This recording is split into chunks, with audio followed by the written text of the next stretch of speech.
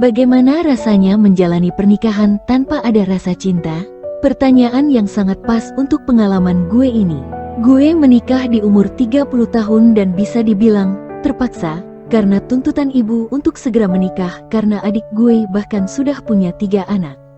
Cewek umur segitu belum nikah? Udah pasti dijulitin tetangga. Ya, tentu saja, tapi gak parah sih, cuma sebatas nanya dan gue menjawab supaya didoain aja. Gue cewek yang cuek dengan urusan ribet termasuk jodoh, malah gak terlalu peduli. Toh gue udah punya penghasilan tetap dan happy-happy aja, kadang gak pernah mikirin jodoh. Bahkan gue gak pernah pacaran atau ngerasain yang namanya jatuh cinta. Oke, begini ceritanya. Gue dijodohkan dengan anak temen ibu gue, cowok yang biasa aja menurut gue. Dan dia juga belum menikah, di usia 33 tahun, udah mateng tapi belum menikah. Awalnya gue gak mau, tapi ibu gue terus membujuk supaya gue ada pendamping dan bahagia. Padahal gue happy banget hidup melajang. Sampai suatu malam gue bangun karena pengen pipis, dan lihat ibu gue sedang salat malam dan berdoa supaya gue segera dapet jodohi intinya. Dan jujur aja gue cuek aja.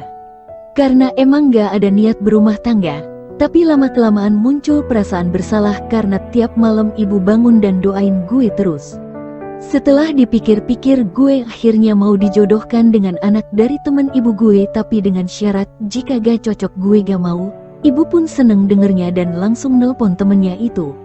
Mereka ngatur supaya gue ketemuan di suatu tempat supaya kami bisa saling kenal. Ibu memberikan jadwal ketemu lengkap dengan ciri orangnya, tempat ketemunya, dan jam berapanya. Akhirnya pas hari H buat ketemu, gue pun bersiap. Gak terlalu berharap sih karena cuma iseng dan setengah hati juga. Tapi pas lihat, ibu malah girang banget. Akhirnya ketemuanlah gue sama calon suami dan kesan pertamanya biasa aja. Gue gak terlalu mentingin fisik sih. Dia agak besar, tinggi 173, kulit sawo mateng, wajah biasa aja, ganteng enggak, jelek mendekati sih. Hehehe, ya intinya gak mengecewakan. Pertama ketemu canggung banget, tapi jujur aja senyumnya lumayan manis. Kita sama-sama canggung dan gak tahu mau ngomong apa. Sampai akhirnya dia buka obrolan, "Apa kabar?" Astaga, dalam hati gue standar banget nanyanya. Dan parahnya gue juga gak tahu mau ngobrol apa, harusnya lewat WA dulu baru ketemu. Sampai makanan abis kita gak ngobrol sama sekali, sampai akhirnya dia ngajak ke tempat lain. Oke, gue mau karena gue kurang nyaman di tempat ramai. Sampai di tempat lain dia mulai ngajak ngobrol hal standar kayak kerja apa atau sibuk apa. Jujur aja dia enak banget diajak ngobrol. Dari awalnya canggung sampai bener-bener santai. Dia canggung karena gak nyaman sama tempatnya tadi. Ngobrol ngalur ngidul tentang kerjaan gue di kantor sebagai staff, dan dia yang buka usaha counter pulsa sambil jualan online. Kebanyakan cewek mungkin akan meremehkan kerjaan dia, tapi gue malah penasaran dan nanya banyak sama dia. Begitupun dia yang nanya banyak soal kerjaan gue dan akhirnya malah nyambung. Dia orang yang humoris, pinter ngejokes receh, dan kita punya hobi yang sama yaitu nonton film sama jalan-jalan. Dari situ gue rasa ada kecocokan, tapi tetep gak cinta. Dia mulai ngobrolin masalah perjodohannya sama gue, dan dia juga sebenarnya gak ada niat menikah, mau dijodohin karena ngerasa bersalah sama ibunya. Lah, alasannya malah sama. Akhirnya kita sepakat buat saling mengenal dulu dan nanti ketemu lagi. Kita juga akhirnya tukeran nomor WA, tapi gak pernah chattingan sama sekali. Pas mau janjian baru chattingan. Pulang ke rumah diinterogasi sama ibu dan bapak gimana katanya. Gue jawab biasa aja. Mereka langsung putus asa. Pas gue bilang nanti bakal ketemuan lagi soalnya pengen saling kenal dulu, mereka heboh gak karuan senengnya. Ya elah mak, belum tentu jadi kata gue. Tapi beliau udah ngarep banget jadi. Kami berdua jadi sering ketemuan dan nonton film bareng, udah kayak orang pacaran. Padahal dia juga gak peduli soal perjodohan. Tapi karena gue sama ibunya jadi dia nurut aja, dan gue pun sama itung-itung nyari hiburan aja. Gak kerasa udah 6 bulan kita saling kenal dan harus ambil keputusan. Dia nanya sama gue gimana kelanjutannya dan gue jawab, "Menurut lu gimana?" Dia jawab, "Minta maaf dulu, takut kesinggung. Dia gak ada niat pacaran apalagi menikah, tapi dia gak enak sama ibunya." Dan gue pun jawab hal yang sama. Gak ada yang terkejut sih, malah kita ketawa ketiwi kayak orang bercanda padahal masalah serius. Dianya juga sih orangnya suka bercanda. Akhirnya kita berdua sepakat buat mikir dulu selama beberapa hari buat nyari solusi. Seminggu lebih mikir dan akhirnya ketemu lagi sama dia. Gue bilang sama dia, gue mau nikah sama dia tapi bukan karena cinta tapi gak enak aja sama ibu. Kejam banget gue. Dan parahnya dia juga mau nikah sama gue karena gak enak sama ibunya. Haduh, cocok banget udah.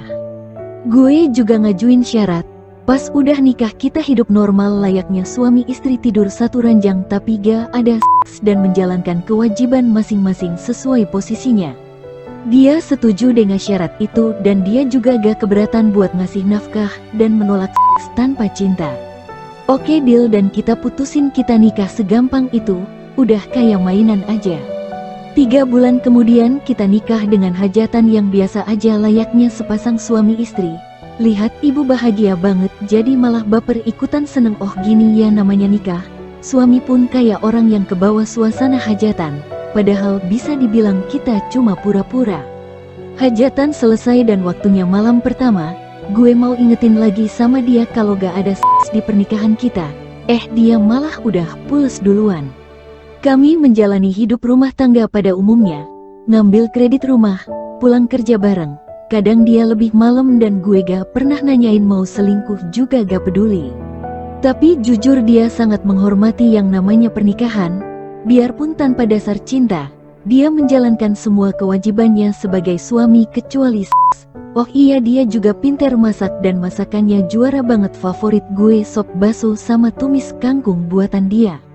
Di ranjang pun gak ada manja-manjaan, kita lebih mirip temen yang lagi main di kamar. Gak ada panggilan sayang, malahan pakai lu gue, kecuali kalau sama keluarga gue manggil dia mas. Hehehe. Setahun nikah ibu mertua sama ibu gue nanyain udah isi apa belum. Lah, nancep juga enggak. Suami selalu beralasan belum dikasih dan gue nyinyir aja dengernya. Saat berdua pun kita malah banyak bercanda tentang nikah, formalitas kita sampai gak ngerasa canggung. Bisa dibilang kita harmonis lah. Suami juga bukan orang bandel atau ganjen. Dia rajin dalam ibadah dan pekerja keras menurut gue. Meskipun agak somplak otaknya kalau bercanda kocak banget.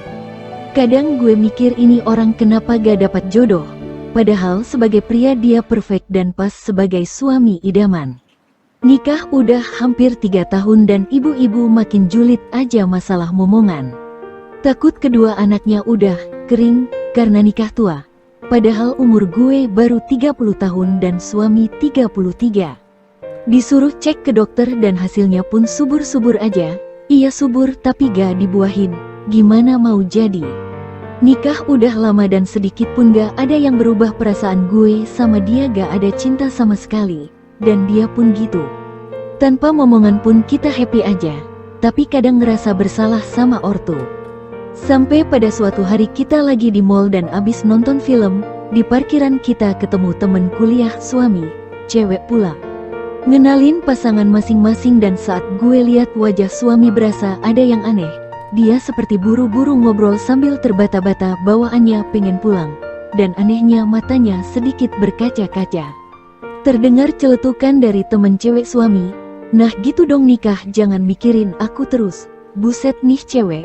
Gue mikirnya cuma bercandaan tapi pas lihat wajah suami gue yang senyum agak kaku gue jadi ngerasa canggung. Pulang dan sampai di rumah suami masuk kamar mandi mau BAB kali, dan gue beres-beres terus tidur. Udah setengah jam suami gak keluar. Ngapain sih? Gue susul ke kamar mandi terus nanya ngapain lama banget di kamar mandi. Dia cuma bilang mules kebanyakan sambal katanya. Pas dia keluar gue lihat matanya merah kayak orang abis nangis.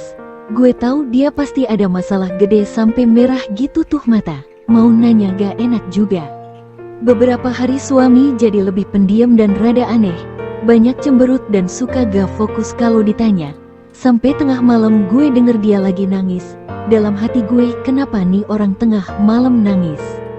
Dia yang selalu ceria tapi tiba-tiba nangis pasti punya masalah gede banget sampai cerianya hilang gitu. Paginya gue gak berani nanya karena takut kesinggung. Dan beberapa hari rumah jadi anyep bener sampai akhirnya gue beraniin nanya pas di kamar mau pada tidur. Ada apa sih sampai tiap malam nangis? Dia cerita kalau temen yang waktu itu ketemu di parkiran adalah mantannya dan sampai sekarang dia gak bisa ngelupain dia padahal mantannya udah nikah. Gue terkejut juga sih dengernya, ternyata dia punya cinta sedalam itu sama mantannya. Gue tanya, kok lu bisa gitu? Gue penasaran sama kisah cinta dia karena sejujurnya gue gak pernah nanya dia pernah pacaran atau belum, atau nanya kenapa gak punya pacar di usia yang udah 33. Dia awalnya gak mau cerita karena pengen lupain tapi gue ngasih tahu dia kalau dipendem sama dilupain itu beda. Akhirnya dia mau cerita soal mantannya. Dia pacaran udah setahun lebih sejak semester akhir kuliahnya dan berencana menikah sama dia. Dia juga udah bilang serius sama pacarnya tapi menyerahkan semua ke pacarnya. Hubungannya berjalan baik-baik saja sampai pada suatu hari dia lihat pacarnya sedang berduaan dengan cowok lain dan dia hanya bisa nahan sakit karena gak mau kehilangan ceweknya. Karena udah terlalu dalam cintanya, jadi dibiarin aja. Dia tahu ceweknya selingkuh dan diem aja. Lu cowok apaan sih kata gue, mau-maunya nangis buat orang kayak GTU. Dia bilang gue gak bakal ngerti karena gak pernah cinta sama orang. Iya juga sih gue pikir. Cowok selingkuhannya itu bisa dibilang lebih baik dari suami gue. Punya mobil, motor ninja sama ganteng gak ketulungan sementara suami gue lebih mirip kue gemblong. Bukan gue yang ngomong ya, tapi dia. Seminggu sebelum putus, dia main ke kosan ceweknya karena ceweknya minta diajarin apalah pokoknya gue gak ngerti. Pas sampai halaman kamar ceweknya, dia denger obrolan ceweknya sama temen kosannya kurang lebih begini. Lu masih aja sama si A suami gue. Dia punya apa sih? Konter HP kecil, mobil gak ada, motor biasa aja gak bakal bisa biayain hidup lu nanti. Kira-kira gitu. Tapi dalam bahasa daerah lah pokoknya. Gue yang denger kalimat kayak GTU juga ikutan kesel. Suami saat itu cuma bisa nahan perih ditambah ada omongan gini, iya bentar lagi juga gue putusin cuma belum pas aja waktunya. Buset deh, pria kualitas kayak gini gak dihargain. Nganggepnya yang punya mobil selalu lebih baik. Suami gue yang niatnya mau ke kosan dia tetap masuk ke kosan sambil senyum kayak gak ada kejadian apa-apa. Seminggu kemudian ceweknya minta putus dan suami gue nerima dengan ikhlas tapi gak bisa lupain padahal udah beli cincin. Saat itu pertama kalinya gue lihat suami sedih dan nangis. Taunya dia punya masalah mental yang dalam juga dan gak tahu kenapa ada perasaan iba di hati gue. Gue akhirnya tahu alasan suami gue nikah hanya pelarian semata. Supaya lupa sama mantannya. Gue gak kesinggung sih, tapi ngenes juga lihat orang dikecewain sampai segitunya. Beberapa hari udah lewat sejak kejadian itu, tapi gue ngerasa ada yang ngeganjel di hati gue. Kondisi rumah juga udah balik normal lagi, suami jadi lebih sering senyum. Kayak gak ada beban, dan gue pun ikut seneng tapi masih ada aja ganjelan di hati. Gue selalu kepikiran cerita suami gue dan entah kenapa gue ngerasa gak terima. Suami gue digituin. Gue jadi sering nelpon suami gue dan nanyain. Lagi apa atau sudah makan apa belum sampai suami heran sendiri tumben perhatian. Di rumah pun gue ngerasa was-was kalau suami pulang malam takut dia nyari pelampiasan ke cewek lain dan lupa punya istri. Lah, kita kan formalitas doang ngapain juga gue mikir GTU. Tapi malah makin hari makin takut suami kenapa-kenapa. Gue curhatin sama sahabat gue dan dia bilang gue aneh. Masa kayak gitu aja gak ngerti. Menurut dia wajar kalau istri khawatir suami pulang malam atau mau macem-macem sama cewek lain itu bukti cinta namanya. Hah, cinta? Gue dalam hati ngedumel gue ini cuma istri formalitasnya dia masa iya cinta? Gak mungkin, semakin menolak semakin besar ketakutan gue. Sampai pada suatu hari suami gak bales pesan padahal gue sering ngirim telepon gak diangkat. Dan pas dia pulang gue ketusin dia sampai dia keheranan. Gue nanya dengan nada ngambek dan dia bilang, lu kenapa sih? Gue khawatir sama lu, gue bilang gitu. Gue langsung masuk kamar sambil cemberut dalam hati ngapain sih gue kayak gini, langsung gue tinggal tidur. Selesai mandi suami masuk kamar dan minta maaf kalau bikin khawatir, gue malah senyum-senyum sendiri. Gue malah jadi sering chat sama dia. Pulang jam berapa? Mau makan apa? Udah kayak istri beneran. Hehehe, Dia bilang gue makin aneh tingkahnya, tapi bodo amat, gue senang soalnya kalau lihat dia ceria gitu. Gue cerita sama sahabat gue kalau gue udah masakin apa aja buat suami, dan dia bilang gue aneh. Kayak orang baru nikah katanya, padahal udah mau 3 tahun. Sambil nunggu suami pulang gue mikir-mikir lagi kenapa gue jadi gini. Apa gue jatuh cinta ya sama tuh gemblong? Ah bodoh amat, toh gue seneng ngelakuinnya ya, jadi jalanin aja. Tiap hari makin kesemsem gue sama dia dan dia seperti biasa aja, tapi gue gak peduli. Jadi gini ya, yang namanya jatuh cinta itu pertama kalinya gue jatuh cinta. Dan ada rasa takut kehilangan yang amat besar sama kadang parno juga. Suatu hari gue mau nyatain cinta sama dia. Suami pulang cepet dan malamnya kita di kamar sambil nonton film di TV. Bercanda sana sini. Gue seneng bukan kepalang sampai gue bilang sama dia gue cinta sama lu. Gue beneran cinta sama lu. Dan dia bilang, lu ngomong apa sih, kita kan udah nikah, wajar kan kalau saling cinta. Astaga, gue serasa terbang. Cinta gue berbalas cinta oleh dia, tapi bohong. Dia cuma bercanda ngomong gitu dan dia nganggep gue juga bercanda. Tapi gue jelasin sama dia, kalau gue beneran cinta sama dia, gue gak mau kehilangan dia. Dia diam 1000 bahasa dan memilih keluar rumah gak tahu kemana. Gue chat, telepon gak ada yang dibales. Gue takut banget dia marah sama gue karena gue sendiri yang bilang dulu kalau kita nikah gak ada cinta. Gue nangis sejadi-jadinya dan baru sadar jadi gini rasanya ditolak. Akhirnya gue bawa tidur aja tuh air mata. Dan pas bangun subuh suami udah tidur di samping gue. Setelah itu kita diem-dieman selama seminggu, bahkan suami tidur di kamar sebelah dan gue jadi gak masuk kerja 3 hari karena kepikiran suami gue. Ini masalah pertama dalam rumah tangga gue sejak 3 tahun nikah. Anehnya karena istri yang cinta sama suaminya. Hehehe, pada akhirnya gue berani buka obrolan dan nanya apa dia marah sama gue. Dia bilang enggak, dia gak pernah marah sama gue. Gue plong banget tapi masih takut. Kenapa lu diemin gue? Tanya gue sama dia. Dia bilang dia takut nyakitin gue. Gue kaget denger dia ngomong gitu. Kenapa? Dia masih mikirin mantannya dan ditambah lagi dia takut kecewa kayak dulu. Gue diam aja pas dia ngomong gitu, terus masuk ke kamar dan nangis seharian dan dia pun akhirnya malah ngeloyor gak tahu kemana. Sampai pagi gue bangun tidur dia udah ada di samping gue. Gue seneng sih karena dia udah mau seranjang lagi, tapi masih ada canggung juga. Dia berangkat ke konternya dan gue masih gak masuk kerja.